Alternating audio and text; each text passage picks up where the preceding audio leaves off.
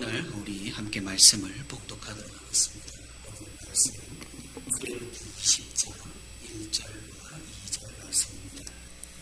우리 다 같이 합독해서 합독으로 함께 말씀을 읽도록 하겠습니다. 시작.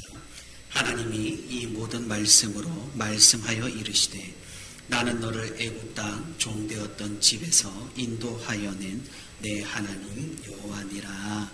아멘. 3일 되는 날에 이렇게 하나님과 함께하기 위해 예배 자리로 나온 우리 모든 성도 여러분 진심으로 환영하고 또 축복합니다. 오늘도 함께 말씀 듣는 가운데 또 말씀 붙들고 우리 몇 가지 말씀 들어가는 가운데 하나님의 크신 은혜와 위로가 풍성히 있기를 주님의 이름으로 소망합니다. 지난주까지는 저와 함께하는 수요 예배 시간을 통해서 사도신경과 출애굽기를 자세히 살펴보았습니다. 오늘부터는 제가 예고했던 대로 십계명을 이제부터 살펴보도록 하겠습니다. 사실 십계명이라고 한다면 우리는 이렇게 유명하니까 아는 것처럼 느껴지지만 사실은 우리가 신앙생활을 하면서 접하기가 그리 쉽지는 않습니다.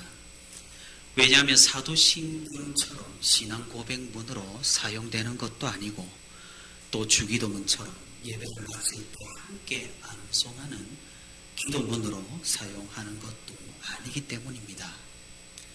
십계명을 가지고 교독을 하는 예배 시간에 교독을 하는 교회도 있긴 합니다만 매주 한다라기보다 월에 한 번씩을 해도 많이 하는 편입니다. 그래서 상대적으로 사도신경, 주기도문과 비교를 해봐도 조금은 활용도가 떨어지는 것이, 교회에서 활용도가 떨어지는 것이 바로 이 십계명입니다. 우리 성도 여러분들께서는 이 십계명이라고 한다면 어떤 이미지를 떠올리시나요? 모세가 시내산에서 돌판 2개를 들고 거룩하게 내려오는 그런 모습을 떠오르시나요?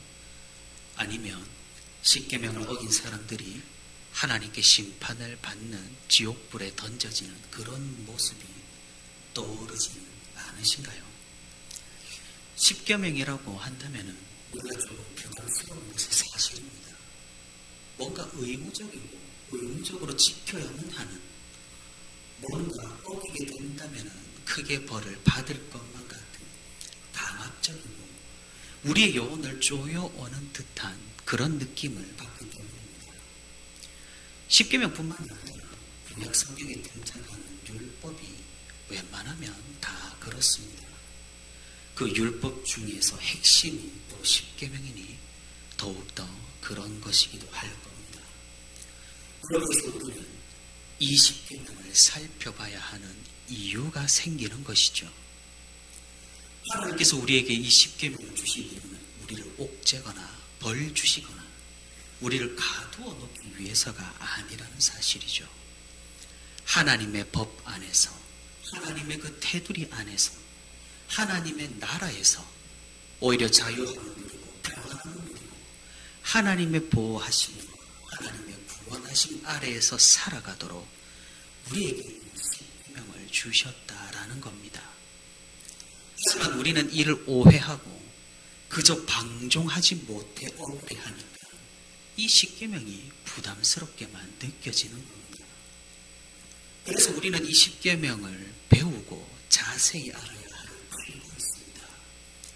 그리고 우리는 이 십계명의 원리가 무엇인지, 그저 그냥 두렵기만 한 율법인지, 이 십계명의 정신이 무엇인지, 어떤 것이 핵심적으로 우리가 가치관으로 가져가야 하는지를 살펴봐야 하는 그런 필요가 있는 겁니다. 대학교에서 수업을 시작할 때 학기 초 첫 수업 시간에 실라버스라는 것을 나누어 주죠. 말 그대로 강의 계획서입니다. 강의가 어떻게 진행되는지, 왜 이 강의가 학생들에게 필요한지를 알려주는 안내문입니다.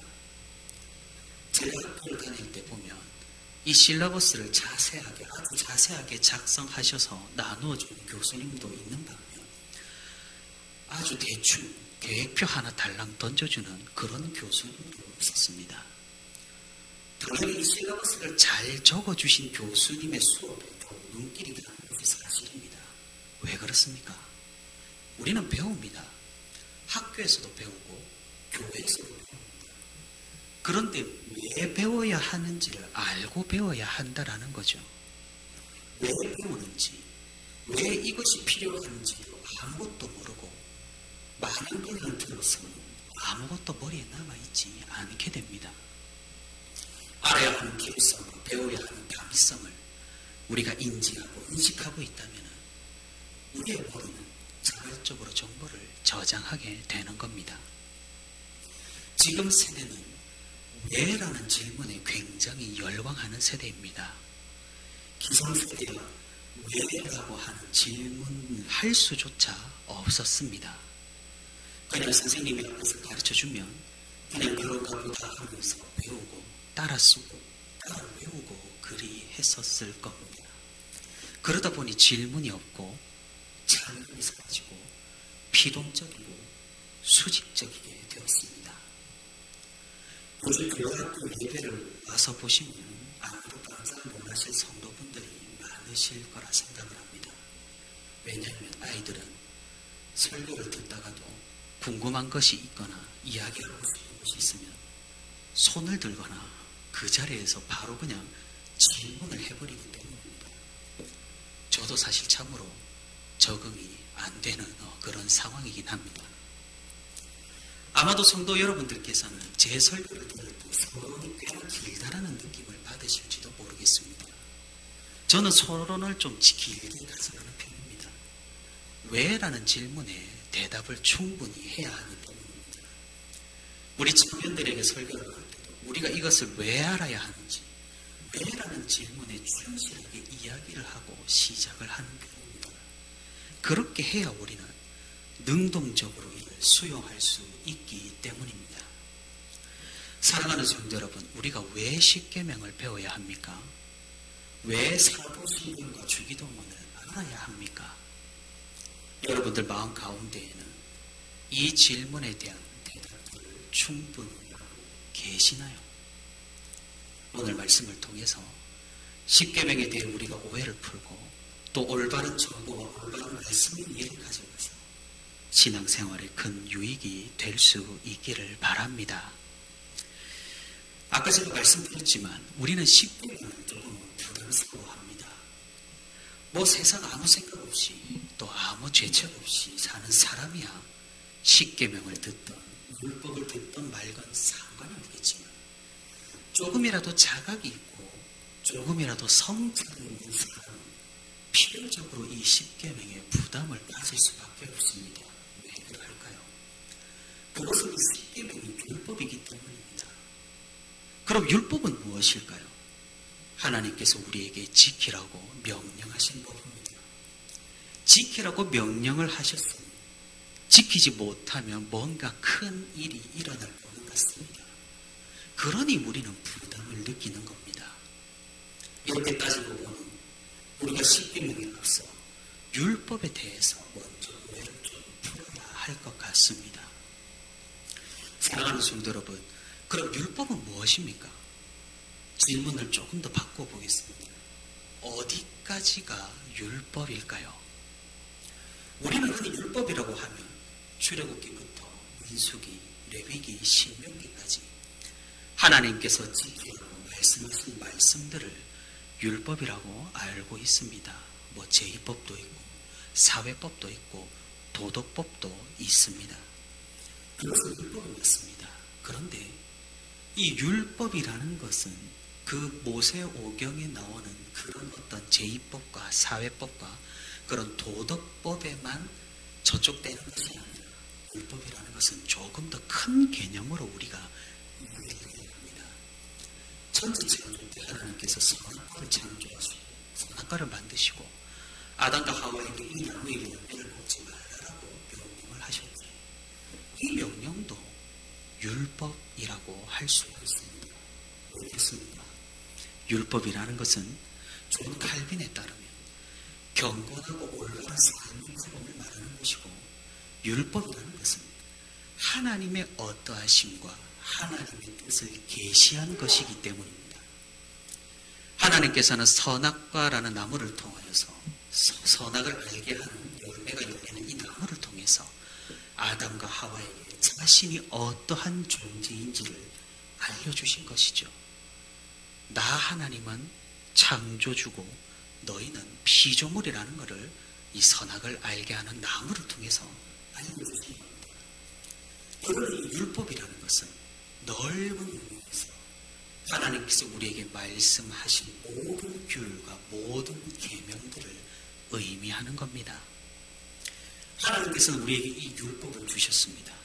자신이 어떠한 존재인지, 그리고 자신의 뜻이 무엇인지를 알려주시고 우리에게 경건하고 올바른 삶을 살 수 있도록 가이드를 주신 겁니다.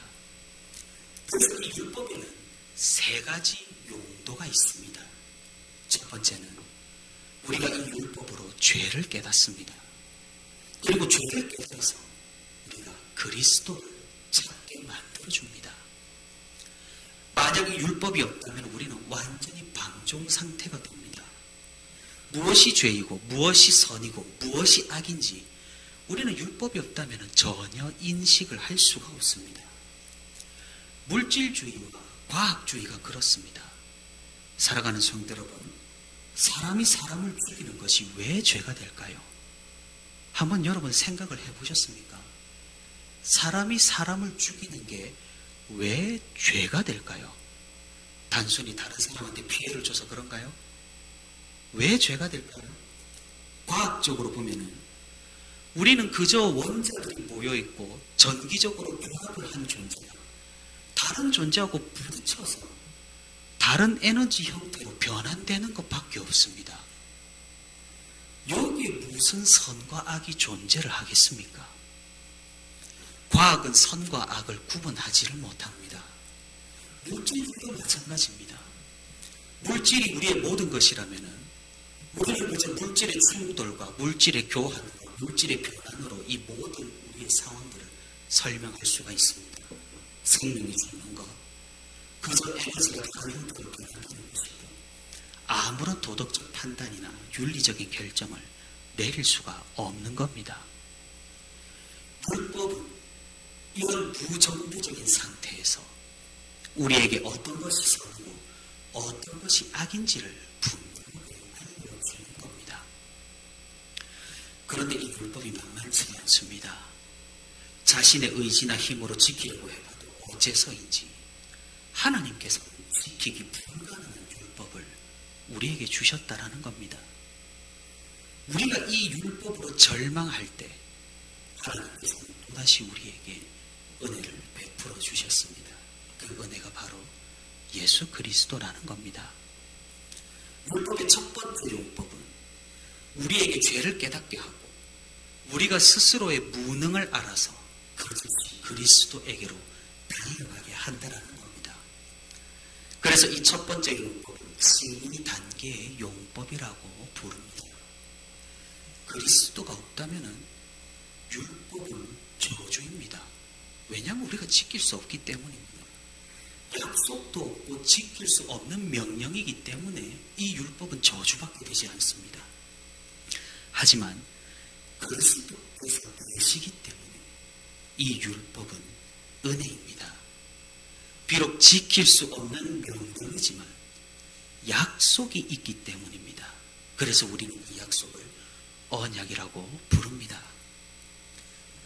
그래서 우리는 이 율법과 그리스도를 합쳐서 뭐라고 부릅니까?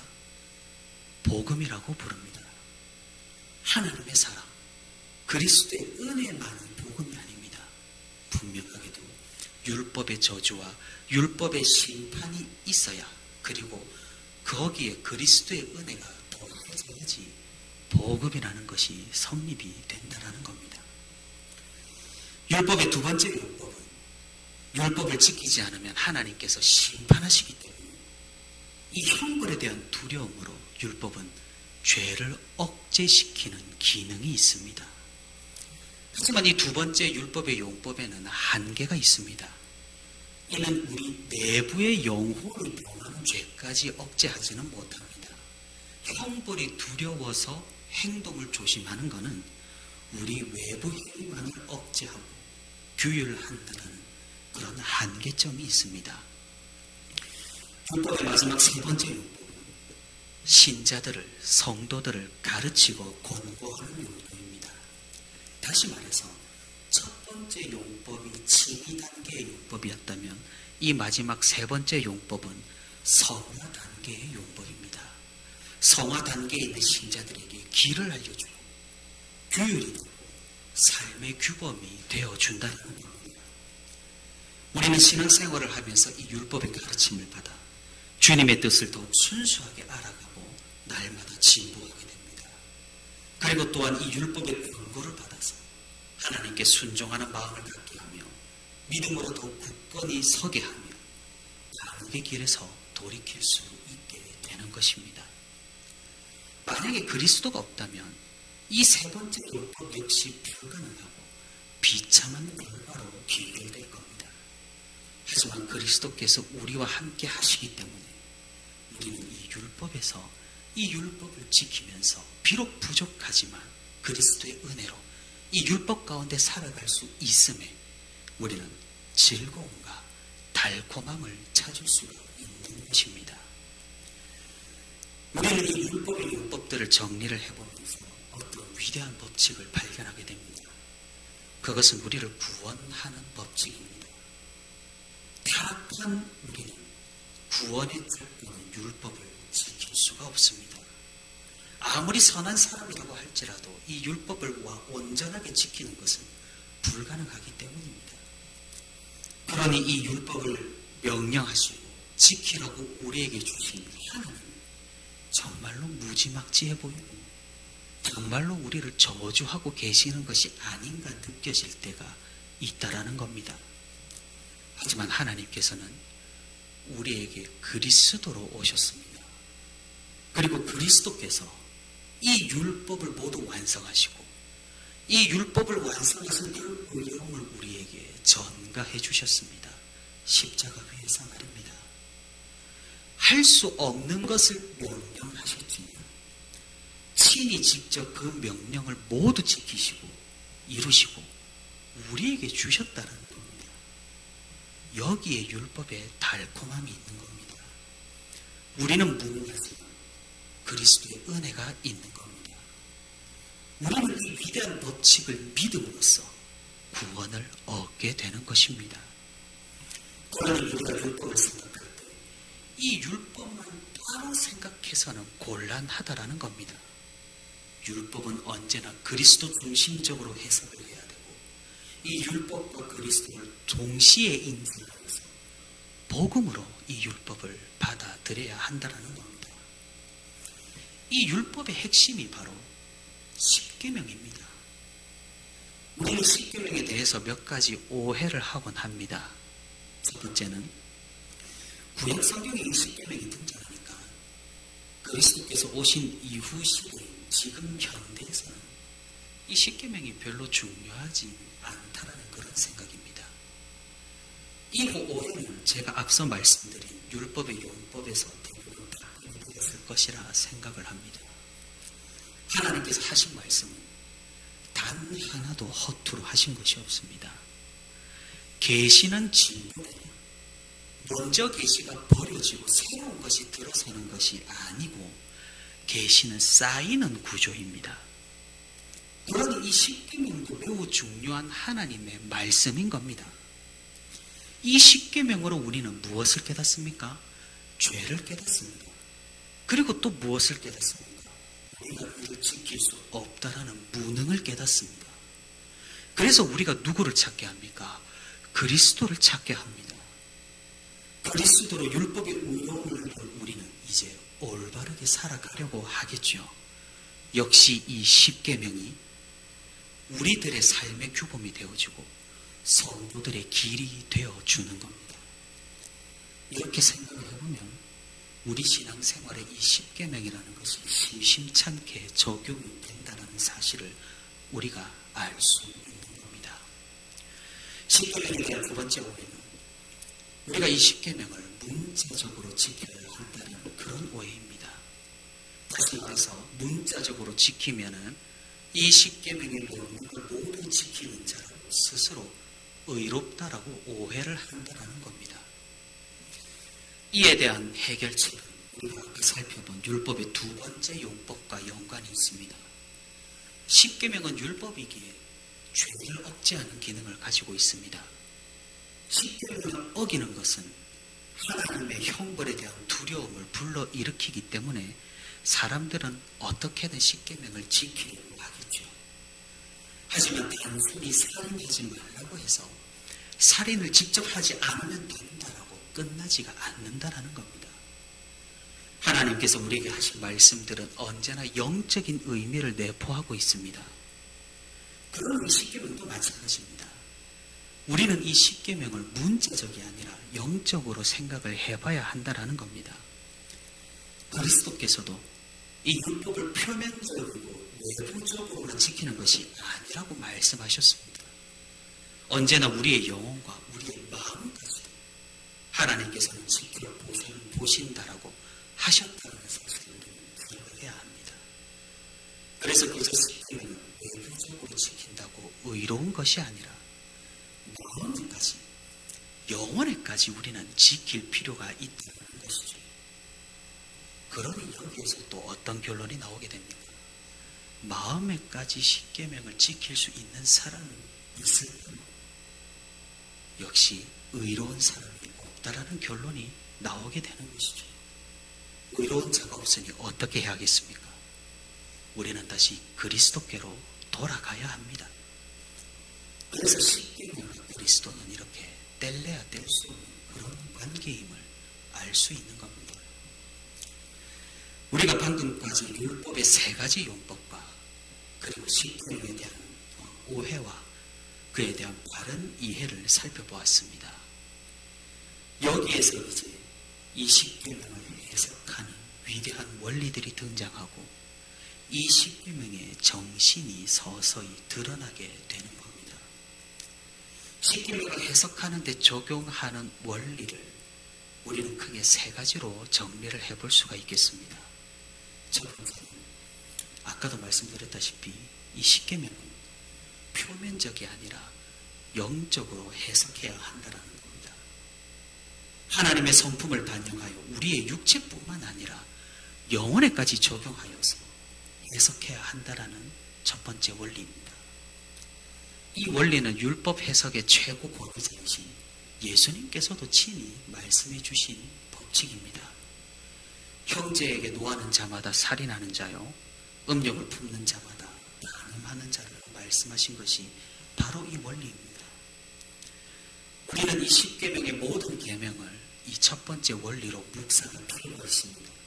그리한다면 우리는 반드시 깨닫게 될 것입니다. 내가 이 계명을 지킬 수 있는 것이 하나도 없다라는 사실을 말입니다.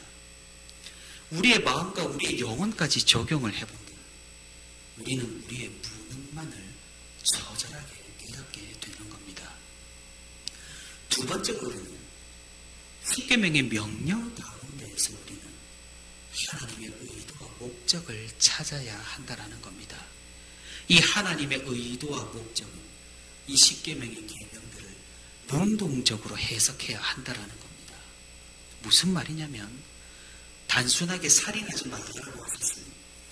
살인하지 않고 마음으로 미워하지 않으면 다 되는 것이 아니라는 겁니다. 우리는 십계명의 부정명령 가운데에서 긍정명령들을 꿰뚫어 볼 수 있어야 합니다. 예를 들어서 살인하지 말라라는 이 계명에서 긍정명령을 찾으면 어떤 명령이 등장할까요? 바로 생명을 존중하고 하나님께서 창조하신 이 세상을 잘 다스리라는 명령을 찾아볼 수가 있는 겁니다.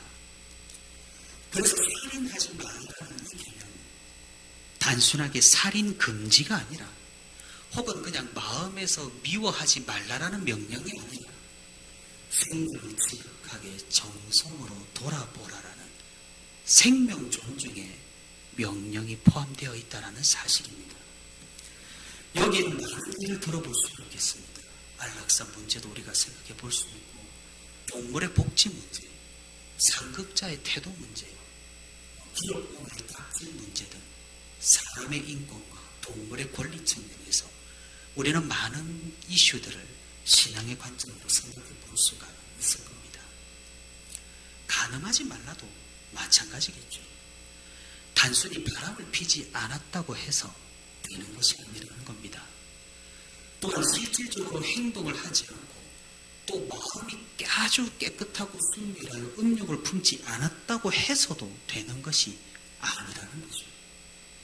간음하지 말라라는 계명에 담긴 하나님의 목적과 의도는 무엇이겠습니까?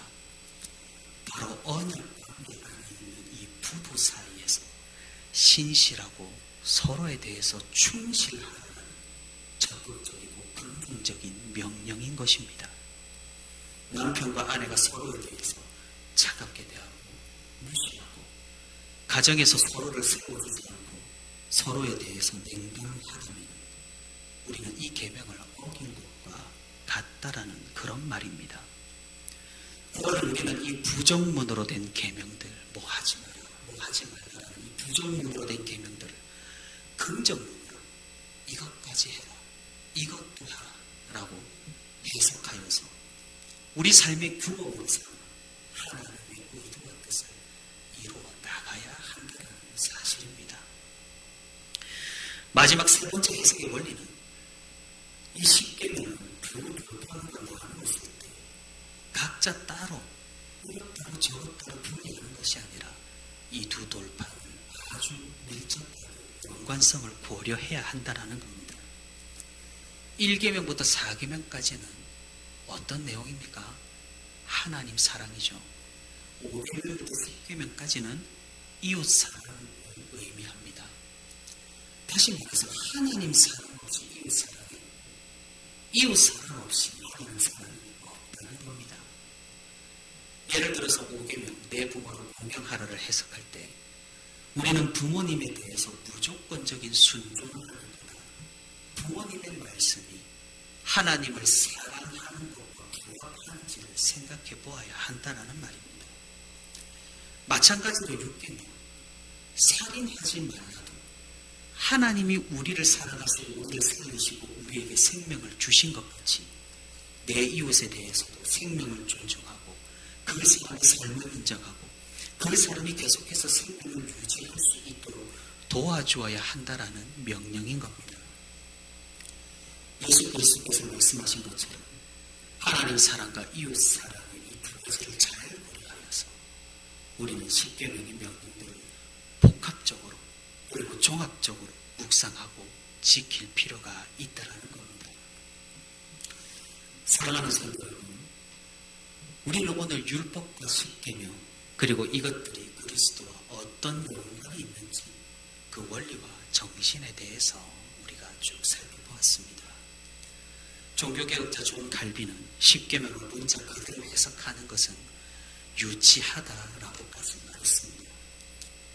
우리가 율법과 이 십계명을 생각할 때 이런 원리와 정신을 고려하여서 표면적이 아니라 영적으로, 부정명령이 아니라 긍정명령으로, 분리하는 것이 아니라 종합적으로 우리가 묵상할 수 있기를 바랍니다.